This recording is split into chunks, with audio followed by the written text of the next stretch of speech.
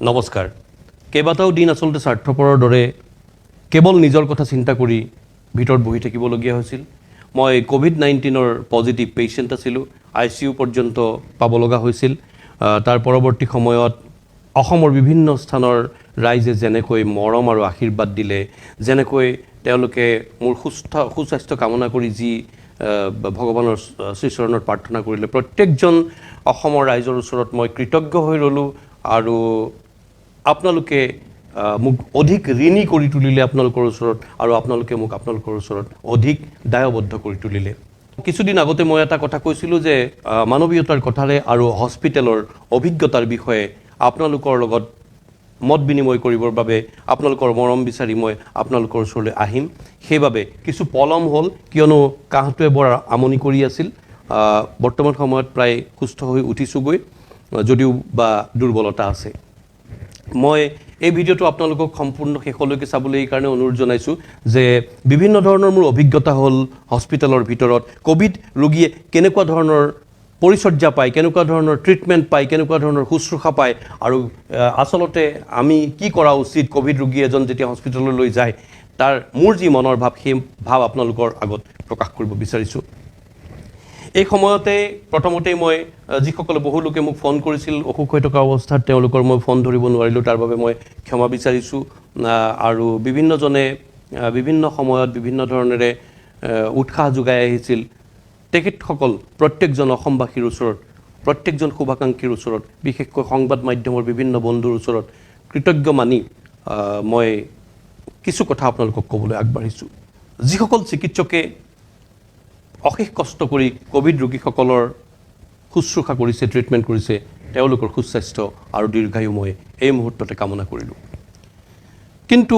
অতি পৰিতাপৰ কথা অতি দুখৰ বিষয় যে যিসকল কোভিড ৰোগী হস্পিটেলৰ ভিতৰলৈ যায় তেওঁলোকে কেনেকুৱা ধৰণৰ শুশ্ৰূষা পায় আৰু কেনেকুৱা ধৰণৰ তেওঁলোকে ট্ৰিটমেণ্ট পায় যিসকল ৰোগী তালৈ যায় তেওঁলোকৰ কোনো এটেণ্ডেণ্ট লগত নাযায় বাহিৰৰ পৰা কিন্তু বুজাটো বৰ কঠিন যেহেতু মই আইসিইউৰ ভিতৰত আছিলোঁ আইসিইউৰ ভিতৰত বিভিন্নজন কোভিড ৰোগী যন্ত্ৰণাত চটপটাই থকা মই দেখা পাইছিলোঁ আৰু লগতে বিভিন্নজন কেইবাজনো ব্যক্তি মৃত্যুমুখত পৰা মই স্বচক্ষে দেখিবলৈ পাইছিলোঁ যিখন আইসিইউৰ বিচনা মই এৰি দিছিলোঁ এজন চিৰিয়াছ পেচেণ্ট অহাৰ বাবে মই নিজক বাহিৰলৈ লৈ আহিছিলোঁ আৰু আইসিইউৰ বিচনাখন মই এৰি দিছিলোঁ সেই কোভিড পেচেণ্টজন বেছি দেৰি বাচি নাথাকিল এটা ৰাতিও তেওঁ বাচি নাথাকিল তেওঁক দুপৰীয়া আইসিইউত ভৰ্তি কৰোৱা হৈছিল মুখত এখন মাস্ক লগাই দিয়া হৈছিল আৰু দুটামান চেলাইন লগাই দিয়া হৈছিল কিছুমান ইনজেকশ্যন দিয়া হৈছিল কাষত কিন্তু পৰিচৰ্যাৰ নামত শুশ্ৰূষাৰ নামত কোনো ব্যক্তি ঘণ্টাৰ পিছত ঘণ্টাৰ ধৰি তেওঁৰ ওচৰত উপস্থিত নাছিল তেওঁৰ যদি মৃত্যুৰ সময়ত এটোপাল পানী খাবৰ ইচ্ছা হৈছিল তেওঁ যদি কাৰোবাৰ হাতখন এবাৰ ধৰিবলৈ ইচ্ছা হৈছিল তেওঁ কিন্তু সেই ইচ্ছা পূৰণ কৰিব নোৱাৰিলে কিমান সময়ত মৃত্যু হ'ল সেই কথাও সঠিককৈ কিন্তু না ডাক্তৰবিলাকে ক'ব পাৰিব না নাৰ্ছবিলাকে ক'ব পাৰিব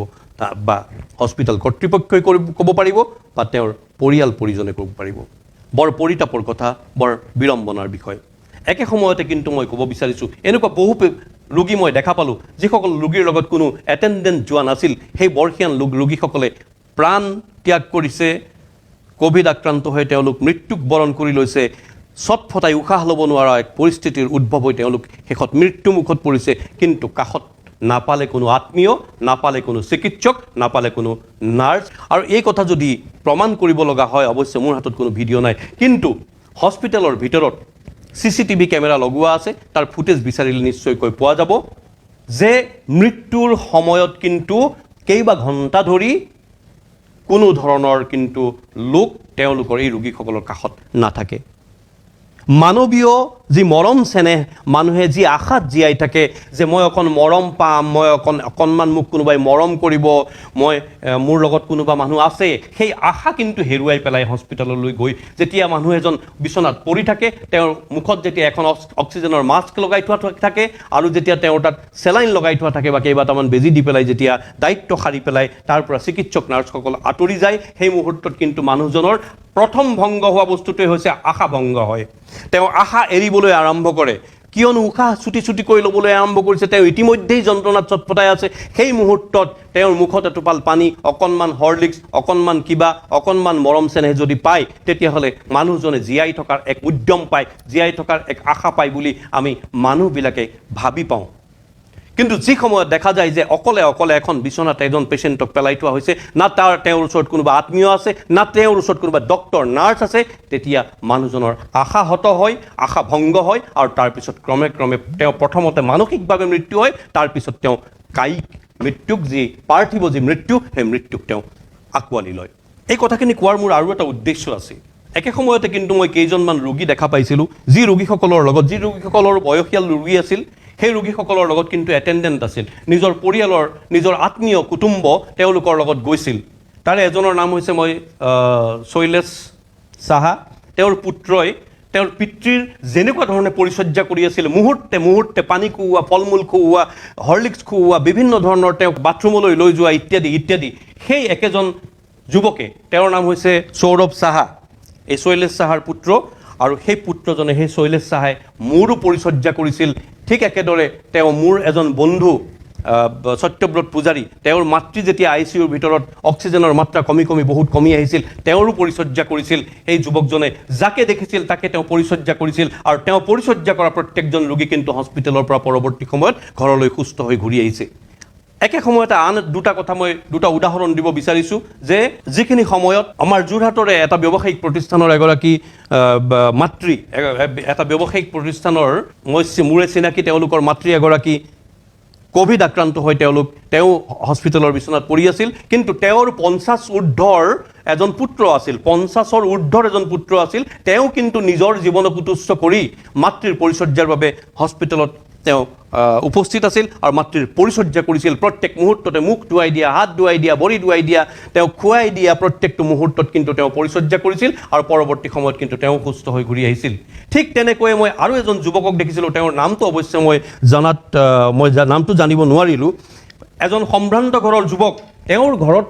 বন কৰা, তেওঁৰ ঘৰত বহু বছৰ ধৰি কাম কৰা এজন মানুহ, গোৱালা উপাধিৰ এজন মানুহ, তেওঁ যথেষ্ট বয়স হৈছিল, আৰু তেওঁ সেই কোভিড আক্ৰান্ত হৈ হস্পিটেলত পৰি আছিল। আৰু এই তেওঁৰ ঘৰত, যাৰ ঘৰত কাম কৰিছিল, তেওঁৰ ঘৰৰ এজন সম্ভ্ৰান্ত ঘৰৰ এজন যুৱক, দেখিলেই মৰম লগা এজন যুৱকে নিজৰ জীৱনক তুচ্ছ কৰি, তেওঁ নিজৰ স্বাস্থ্যৰ কথা চিন্তা নকৰি, তেওঁ কিন্তু নিজৰ যত্ন লৈ মাস্ক ইত্যাদি পৰিধান কৰি, হাত মোজা ইত্যাদি পৰিধান কৰি, তেওঁৰ ঘৰত বন কৰা, কাম কৰা মানুহজনৰ শুশ্ৰূষাৰ বাবে তেওঁ হস্পিটেলৰ ভিতৰলৈ গৈছিল। এই মানৱীয়তাৰ এই নিদৰ্শনে মোক এক আপ্লুত কৰিছিল, আৰু সেই কথা মই আপোনালোকৰ আগত কোৱাৰ প্ৰয়োজনীয়তা আছে বুলি মই অনুভৱ কৰিছোঁ। গতিকে মই কথাখিনি আপোনালোকক এইবাবেই কৈছোঁ, যদিহে কোনোবা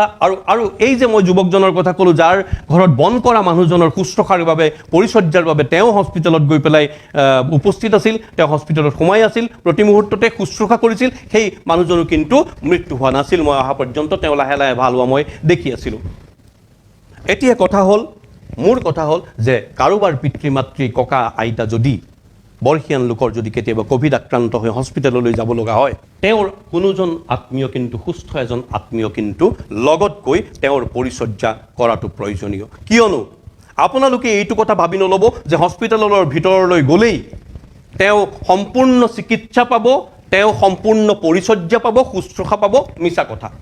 দুটামান চেলাইন লগাই দিয়া যাব, আৰু তাৰপিছত তেওঁক অক্সিজেনৰ মাস্ক এটা প্ৰয়োজন হ'লে দিয়া যাব, আৰু তেওঁৰ ওচৰত কিন্তু তেওঁৰ যদি এটোপাল পানী খাবৰ ইচ্ছা হয়, তেওঁ যদি কিবা এটা খাবৰ ইচ্ছা হয়, তেওঁ যদি বাহিৰলৈ যোৱাৰ ইচ্ছা হয়, তেওঁ যদি অকণমান বহাৰ ইচ্ছা হয়, তেওঁ যদি ভৰিকেইটা অকণমান পোনাই দিয়াৰ ইচ্ছা হয়, সেয়া কৰিবৰ কাৰণে কিন্তু তেওঁৰ ওচৰত কোনো উপস্থিত নাথাকে। গতিকে এই মুহূৰ্তত মানৱীয়তাৰ দৃষ্টিকোণেৰে আমি চাই, যিসকল মানুহে নিজৰ পিতৃ মাতৃক কোভিড আক্ৰান্ত হোৱাৰ বাবে হস্পিটেললৈ অকলে অকলে পঠাই দিছে, তেওঁলোকৰ কিন্তু সুস্থ হোৱাৰ পৰিৱৰ্তে অসুস্থ হোৱাৰ নিদৰ্শন আমি বেছি দেখিলোঁ। গতিকে আমি ভাবোঁ, যিসকল ব্যক্তি, বৰ্ষীয়ান ব্যক্তি কোভিড আক্ৰান্ত হয়, তেওঁলোকৰ লগত কিন্তু এজন সুস্থ এটেণ্ডেণ্ট লগত কিন্তু যোৱাৰ প্ৰয়োজনীয়তা আছে। ভিডিঅ'টো নিশ্চিতভাৱে কিছু দীঘলীয়া হৈছে, তথাপিতো মনৰ কথাখিনি আপোনালোকৰ আগত প্ৰকাশ কৰাৰ প্ৰয়োজনীয়তা আছে বুলি ভাবিছোঁ। আৰু আপোনালোকে যদি ভাবে প্ৰয়োজনীয়তা নাই, তেতিয়াহ'লে ইমানতে বাদ দিব। কিন্তু মোৰ যিখিনি অভিজ্ঞতা, সেই অভিজ্ঞতাখিনি আপোনালোকৰ আগত মই প্ৰকাশ নকৰিলে ভুল হ'ব বুলি ভাবিছোঁ। প্ৰথম কথা,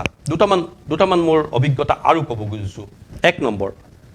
কোনো ৰোগী আহিছে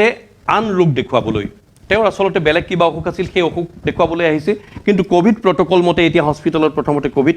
ক'ভিডৰ টেষ্ট কৰা যায়, আৰু টেষ্ট কৰি পেলাই যদিহে পজিটিভ হয় তেতিয়াহ'লে তেওঁৰ বাকী বেমাৰ বাদ দিয়া যায়, বাকী বেমাৰৰ ট্ৰিটমেণ্ট কৰা নাযায়, তেওঁক ক'ভিডৰ ট্ৰিটমেণ্ট কৰা যায়। তেনেকুৱা ট্ৰিটমেণ্ট মই দেখি আহিলোঁ। মোৰ সন্মুখতে এজন চাহা উপাধিৰ এগৰাকী বৃদ্ধা, তেওঁৰ ঠিক একেই অসুবিধা, পেটৰ অসুখ আছিল, তেওঁৰ বমি বমি ভাৱ আছিল, তেওঁৰ খোৱাৰ ইচ্ছা হোৱা নাছিল। সেই অসুখটো তেওঁৰ পূৰ্বৰে পৰা হৈ থকা এটা অসুখ, কিন্তু সেই অসুখৰ কোনো ট্ৰিটমেণ্ট হোৱা নাছিল, তেওঁৰ মাত্ৰ ক'ভিড আৰু ক'ভিডৰ ট্ৰিটমেণ্ট হৈছিল। এই মূল যিটো তেওঁৰ বেমাৰ, সেই বেমাৰৰ ট্ৰিটমেণ্টৰ পৰা তেওঁ কিন্তু বঞ্চিত হৈ থকা আমি দেখা পাইছিলোঁ। দ্বিতীয়তে, ৰোগী অনুপাতে স্বাস্থ্যকৰ্মীৰ সংখ্যা তেনেই নগণ্য, যাৰ ফলশ্ৰুতিত ৰোগীসকলে বহু ঘণ্টাৰ মূৰতহে ডাক্তৰ বা নাৰ্ছ বা স্বাস্থ্যকৰ্মীসকলক লগ পাইছিল।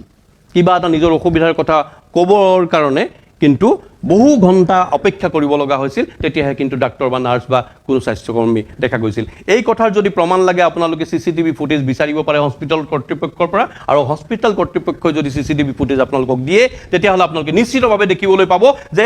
ৰোগীতকৈ ডক্তৰ আৰু স্বাস্থ্যকৰ্মী বা নাৰ্ছ বা স্বাস্থ্যকৰ্মীসকলৰ কিন্তু সংখ্যা তেনেই নগণ্য, যাৰ দ্বাৰা কিন্তু এই ক'ভিডৰ যে মৃত্যুমুখত পৰা ৰোগীৰ সংখ্যা বেছি হোৱাৰ, যি মৃত্যুমুখত পৰিছে ইও এটা কাৰণ। তৃতীয়তে, ICUত থকা এজন পেচেণ্টক যেতিয়া ৱাৰ্ডলৈ ট্ৰান্সফাৰ কৰিব লগা হয়, শিফ্ট কৰিব লগা হয়, তেতিয়াহ'লে স্বাস্থ্যকৰ্মীসকলৰ সদায় মনত পৰে মধ্যনিশা। দিনৰ ভাগত তেওঁলোকে ICUৰ বিচনা খালী নাৰাখে, যেতিয়া অত্যন্ত দৰকাৰ হয় তেতিয়াহে ICUৰ বিচনাখন খালী কৰিবলৈ তেওঁলোকৰ লৰা ঢপৰা লাগে। এই কথাটোত কিন্তু মোৰ কিছু আপত্তি আছে, কিয়নো ICUত যদি এজন ৰোগী যাৰ ICUৰ ইতিমধ্যে প্ৰয়োজনীয়তা শেষ হৈ গৈছে, তেওঁক ৱাৰ্ডলৈ দিনৰ ভাগতে শিফ্ট কৰি ICUৰ বিচনাখন অত্যন্তভাৱে জৰুৰী এজন ৰোগীৰ বাবে সাজু কৰি ৰখাটো, তেওঁলোকৰ দিনৰ ভাগতে সাজু কৰি ৰখাটো প্ৰয়োজনীয় বুলি মোৰ মনে ধৰে। বা ঠিক তেনেধৰণেৰে একে সময়তে কিন্তু আন এটা কথাও দেখা যায় যে যিজন আচলতে বৰ চিৰিয়াছ ৰোগী, তেওঁক ICUলৈ শিফ্ট কৰিব লাগে, তেওঁক কিন্তু বহু সময়ত ৱাৰ্ডতে পেলাই থোৱা দেখা যায়। গতিকে এই আসবাবসমূহ স্বাস্থ্য বিভাগে দূৰ কৰি এক সুস্থ স্বাস্থ্যৰ ব্যৱস্থা ৰোগীসকলক দিলে নিশ্চয়কৈ জনসাধাৰণ উপকৃত হ'ব। একে সময়তে মই আন এটা কথা ক'ব বিচাৰিছোঁ যে বেমাৰ আজাৰৰ কথা স্বাস্থ্যকৰ্মী বা ডক্তৰৰ পৰিৱৰ্তে প্ৰশাসনিক বিষয়াসকলে কোৱাটো কিমান দূৰ সমীচীন সেই কথা কিন্তু ৰাইজে বিচাৰ কৰিব। কাৰণ বেমাৰ আজাৰৰ কথা বছৰ বছৰ পঢ়ি অহা স্বাস্থ্যকৰ্মীসকলে বেছি ভালকৈ জানিব নে প্ৰশাসনিক বিষয়াসকলে বেছি ভালকৈ জানিব, সেই কথা আমাৰ ৰাইজে নিশ্চয়কৈ বুজি পায়। কিন্তু সচৰাচৰ এই সময়ছোৱাত, ক'ভিডৰ সময়ছোৱাত দেখা গৈছে যে স্বাস্থ্যকৰ্মী বা ডক্তৰসকলৰ পৰিৱৰ্তে কিন্তু ডাঙৰ ডাঙৰ যিবিলাক বিষয়া কৰ্মচাৰী, তেওঁলোকে নিৰূপণ কৰে এওঁক কিমান দিন কোৱাৰেণ্টাইন কৰা হ'ব, তেওঁক ক'ত ৰখা হ'ব, কোনখন হস্পিটেলত ৰখা হ'ব, কি কৰা হ'ব, ক'লৈ নিয়া হ'ব, ইত্যাদি কথাবিলাক কিন্তু প্ৰশাসনিক বিষয়াবিলাকে নিৰ্ধাৰণ কৰে। স্বাস্থ্যকৰ্মী বা ডক্তৰসকলে কিন্তু নিৰ্ধাৰণ কৰা দেখা পোৱা হোৱা নাই। গতিকে এই কথাটোতো ৰাইজে বিচাৰ কৰিব, আপোনালোকে বিচাৰ কৰিব। অসমৰ যি স্বাস্থ্যৰ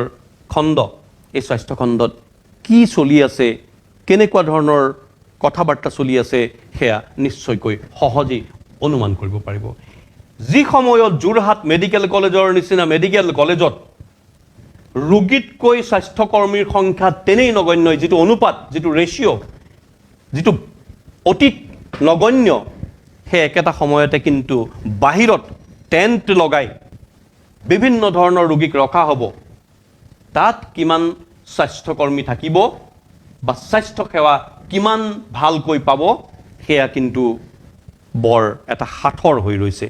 আৰু মই ক'ব বিচাৰিছোঁ, মোৰ 10 দিনীয়া চিকিৎসাৰ সময়ছোৱাত যিবিলাক ঔষধৰ কথা সচৰাচৰ কোৱা হয়, চিকিৎসা সেৱাৰ ভিতৰত মই পালোঁ মাত্ৰ 2টা লিমচি টেবলেট আৰু দুদিন পৃথক 2টা দিনত 2টা লিমচি টেবলেট আৰু 2টা ভিটামিন বিৰ টেবলেট আৰু 2টা কাহৰ দৰৱ। তাতকৈ কিন্তু মই বিশেষ বেলেগ ধৰণৰ কোনো, যিবিলাক সচৰাচৰ কৈ থকা, তাৰ উপৰিও বিভিন্ন ধৰণৰ ইনজেকশ্যন ইত্যাদি মই নিশ্চয়কৈ পালোঁ, মই তাত কোনো আক্ষেপ কৰিব লগা নাই। কিন্তু মোৰ কথা হ'ল যে সাধাৰণ যিসকল ৰোগী, যিবিলাক শয়ে ৰোগী তাত আছে,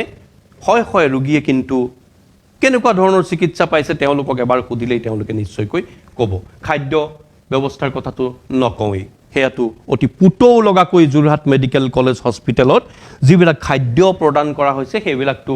অতি নিম্ন মানদণ্ডৰ সেয়া প্ৰত্যেকজন ৰোগীয়ে একেমুখে স্বীকাৰ কৰে বিশেষ নকওঁ ইমান সময় ধৰি মোৰ ভিডিঅ'টো চোৱাৰ বাবে আপোনালোকলৈ ধন্যবাদ জনাইছোঁ পুনৰ আপোনালোকৰ ওচৰত কৃতজ্ঞতা প্ৰকাশ কৰি মই আজিলৈ সামৰিছোঁ পুনৰ ৰাজনৈতিক বিশ্লেষণ এতিয়া বৰ্তমান সময়ৰ যি ৰাজনৈতিক কথাবাৰ্তা সামাজিক কথাবাৰ্তা সেইলৈ পুনৰ আপোনালোকৰ মৰম বিচাৰি আহিম ইমানতে সামৰিছোঁ ধন্যবাদ জয় আই অসম